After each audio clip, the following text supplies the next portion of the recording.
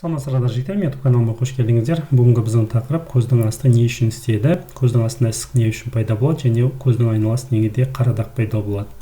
Оның себептерін айтамыз және қалай одан құтылуға болады. Бүгінгі біздің тақырып болса, сонымен не үшін көздің асты ісейді? Бірінші жағдай білесіздер, бұл бүйрек ауруларына байланысты. Бүйрек ауырған кезде белоктар сыртқа шығып кетеді. Белоктың жұмысы бұл қан тамырында суды ұстап тұру. Сол белоктың азайып кетуіне байланысты қан тамырлары арқылы, тесіктер арқылы су сыртқа қарай шығып кетеді. Көздің айналасындағы май клеткаларына ол жиналып қалады. Көздің астына, тек қана көздің астына емес, сонымен бірге қолдың ісіну, аяқтың ісіну болуы мүмкін. Сонымен қатар тырнақтарда көлденең сызықтардың пайда болуы, бұлардың барлығы бізде бүйрек ауруларының белгілері болуы мүмкін. Сондықтан бұндай жағдайда біз міндетті түрде дәрігерге көрінуіміз керек. Екінші жағдай бұл генетикалық бейімділік. Кейбір адамдардың табиғи ерекшелігіне байланысты тері жұқа болуы мүмкін. Соған байланысты көздің асты ісінеді. Тұзды тамақтарды көп қолдану бұл да бір себеп.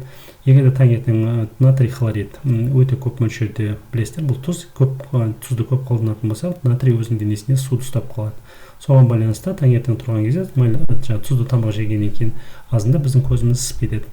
Екінші жағдай бұл гормондық өзгерістер, көбінесе бұл әйел балаларында кездеседі, задержка дейді. Мен кішкене етектердің циклының бұзылған кезде сол гормондық өзгерістер болады да, адамның әйел баласының көзі содан да ісінуі мүмкін. Ультрафиолет бұл күн сәулесінің астында көп жүру. Білесіздер, ультрафиолет бұл тек қана көзді ісіндірмейді, сонымен бірге коллагеннің синтезін бұзады. Коллаген дегеніміз сондай белок, бұл әжімге қарсы денені, терінің сапасын жақсартатын, терінің серпімділік беретін белоктың бір түрі, соның синтезі ультрафиолетке байланысты бұзылады. Содан кейін көздің айналасында дақ пайда болуы мүмкін. Одан кейін стресстік жағдайлар, гормон стрессы деген бар, одан кейін шаршау, осының бары көздің астында ыстықтың пайда болуына алып келеді. Сонымен бірге алкогольдік сусындар бұл адамның денесіне суды сыртқа қарай шығарады. Как мочегонный эффектісі бар, соған байланысты адамның денесі құрғап қалады. Сол көздің астында ісіктің пайда болуына алып келеді. Сонымен бірге бұл жасқа байланысты, адам қартайған кезде кәрілікке байланысты терінің құрылымы, серпімділігі азаяды, біртіндеп көздің астында жаңағыдай ісік пайда болады. Анемия, қаназдықты жалпы бұл тек қана терінің емес, жалпы организмнің бүкіл клеткаларының зат алмасу бұзылады. Былайша айтқанда қоректік заттар оттегі жетіспейді. Жалпы адам әлсірейді, бұл жерде тез қартаю болады. Сондықтан егер анемия болатын болса, оны емдеу керек. Бұл тек қана көздің асты емес, айтамын, бұл терінің, шаштың, тырнақтың, жалпы ішкі органдардың жұмысына кері әсер етеді. Одан кейін витамин С-ның жетіспеуі. Витамин С бұл коллаген синтезіне қатысады. Коллаген, жаңа айтқан белок, бұл адамның денесіне, терісіне серпімділік беретін, сондай бір каркас болып тұратын бір белоктың бір түрі. Осы жағдай, одан кейін ең баста біз көп біле бермейтін жағдай, бұл иммунорезистентность деген бар. Кейбір адамдарда сондай болады. Бұл инсулин резистентность деген бар. Инсулин адамның денесінде ұйқы безі арқылы шығады. Бұл оның қызметі қанттың зат алмасуына процесіне қатысады. Қантты ертеді, қантты жаңағы метаболизміне қатысады, дәлірек айтқанда. Ол кәдімгі сахарный диабет сияқты, сахарный диабет кезінде болады. Бұл мысалы сахарный диабет екі түрлі болады. Первого типа, второго типа деген.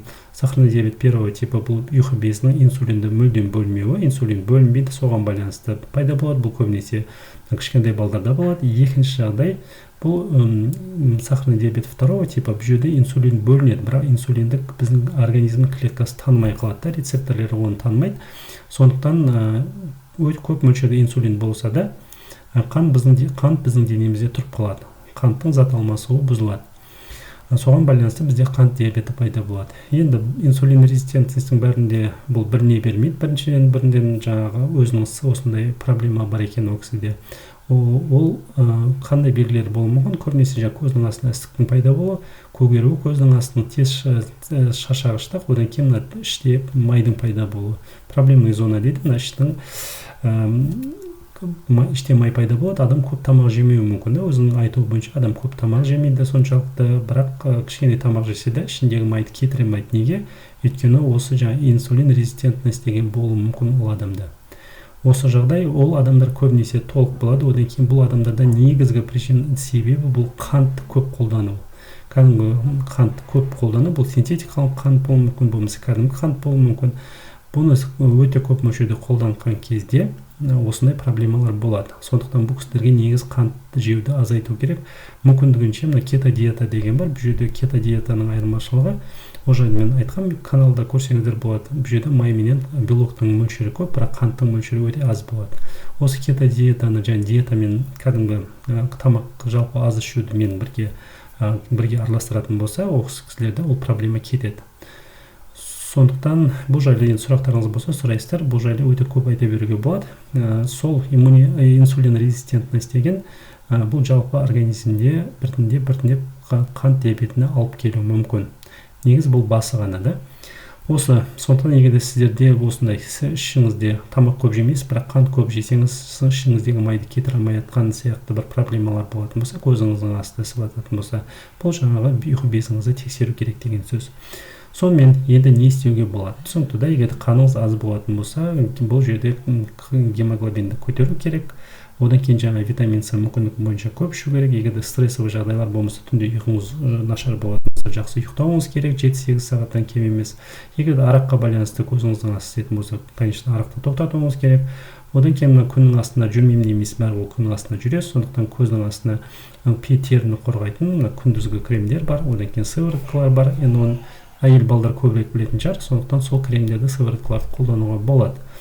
Осы мүмкіндігі болатын болса. Сондықтан бұл жерде негізгі себебін кетіру, бұл негізгі себебін табу керек. Осы себеп бүйрекке байланысты болатын болса, бүйрегіңізді емдейсіз, күнге байланысты болса, бұл күннен қорғанасыз деген сияқты. Гемоглобиніңіз төмен болса, оны қанды көтеру керек. Тағы осы сияқты осындай әрекет қылу керек. Енді бірақ таңертең тұрдыңыз, көзіңіздің астында ісіп тұр, не істейміз? Одан көздің астына ісікті кетіру үшін бізде екі түрлі жағдай бар. Біріншісі кәдімгі көк шай немесе қара шайды мына пакетиктегі қайнап тұрған суға саласыз, содан кейін оны демдеп алған екен, сол пакетикті аласыз, содан кейін жылы күйінше көзіңізге қоюға болады 10-15 минуттай. Сонда көздің астында ісік қайтады тез, одан кейін терінің сыртқы түрі, әлпеті адамның жақсы болып көрінеді. Жылтырап теріге серпімділік береді. Неге? Өйткені шайдың құрамында антиоксиданттар бар.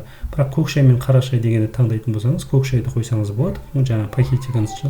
Неге? Өйткені ол көк шайда қара шайға қарағанда антиоксиданттар көп. Осы жағдай. Екіншісі, егерде таңертең тұрыңыз, көзіңіз ісіп тұр, бұл кезде мұздай затты қоюға болады. Бұл қасық болуы мүмкін, холодильникке қойылған, болмаса кесілген мынау көкөністер, бұл жаңағы сәбіз болуы мүмкін, кішкене кесілген, болмаса картошка болуы мүмкін. Соны морозильникке қойып, сол мұздайды 15 минут жатып, 15 минут денеңізді босатып, былайша айтқанда көзіңіздің астына қоясыз. Сол кезде көзіңіздің астындағы ісікті тез қайтаруға болады. Тағы да бір жағдай, бұл көп мөлшерде су ішу. Егер де сізде сол организмде суға байланысты проблема болса, бұл өзіңіздің салмағыңызға 35 мл, жаңа 70 кг болса да 35 мл-ге көбейтесіз салмағыңызды, сонда шығатын жаңағы цифра ол сіздің ішетін суыңыздың мөлшері болады. 70 болса, мысалы 35-ге көбейтсеңіз, ол 2 литр 400 мл болады. Оны түсіндіріп айталды. Сондықтан суды уақытылы ішу керек. Тұзды тамақтарды мүмкіндігі бойынша аз ішу. Егер де сондай болатын болса, одан кейін стресстік жағдайлар, мүмкіндік болса стрессті алып тастау. Осының тұзды тамақтарды аз ішу мен айттым. Ең несі тағы да бір бұл операциялық жолдар, бұл блефаропластика дейді, білесіздер, көздің артық бөлігін алып тастау. Бұлған енді көп адам келісе бермейтін шығар. Бірақ бұл да бір көздің астындағы жаңағы артық теріні алып тастаудың, емдеудің бір жолы. Тыңдағандарыңызға үлкен рахмет. Қош сау болыңыздар.